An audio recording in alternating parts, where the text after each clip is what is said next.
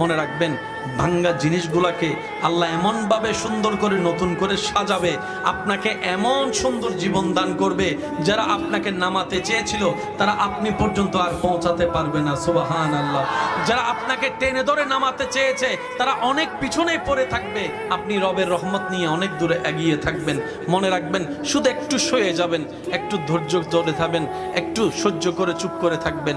যত সইবেন তত পাইবেন, যত সইবেন তত পাইবেন। কোনো আফসোস নাই, কোনো আপত্তি নাই, কোনো হা হুতাশ নাই। রবকে শুধু এতটুকু বলবেন যখনই মন খারাপ হবে, সিজদায় মাথাটা ঝুঁকিয়ে, ইয়া রব, আমি যা পেয়েছি কোনো কিছু পাওয়ার যোগ্যতা আমার কাছেই নেই, সব তুমি দয়া করে দান করেছো, সব তুমি দয়া করে দান করেছো।